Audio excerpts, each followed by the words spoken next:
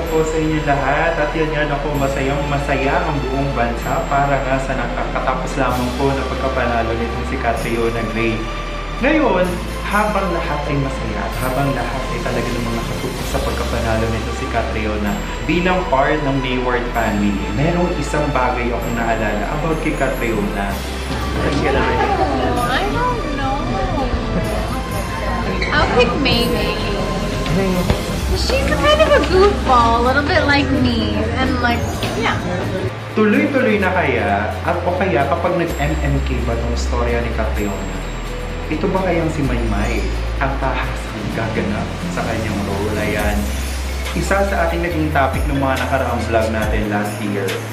Sorry, this year yon, this year.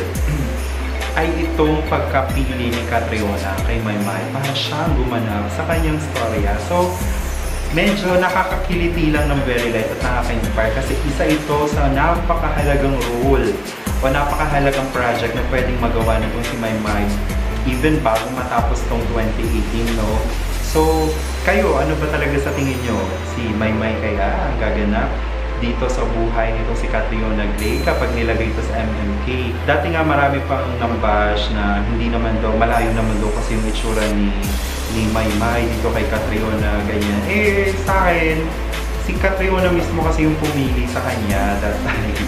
At I guess magagampanan naman itong mabuti ni Maymay kung siya man yung gaganap bilang si Catriona Gray na itinanghal ng Miss Universe 2018. So, sabay-sabay nating aabangan yan at syempre, habang nag-aabang tayo, maging masaya na lang muna siguro tayo sa kung ano ang meron tayo ngayon. At ito ay ang pagkapanalo nga nitong si Catriona sa kakatapos lamang ng Miss Universe 2018. Alright, so ayun lamang at tayo po'y nagmamadali na papasok ng work. Talagang siningit lang natin ito. So, maraming salamat sa panonood hanggang sa dulo ng video na ito. At kung kayo po ay nag-agree sa aking punto na ituloy na to, itong project na to na si Maymay ang gumanap bilang Catriona Gray, wag niyo pong kalimutang ilagay yan sa ating comment section down below under. Okay, para po sa nakalimot kanina at para po sa mga part pa rin ng Mayward family na hindi pa po nag-click ng subscribe button, ako papasko nyo na yan. Gawin ang 3-second challenge para i-hit ang like button, i-hit ang subscribe button. And again, kung marami ka pang hanash sa buhay tungkol dito sa ating simpleng topic for today, no?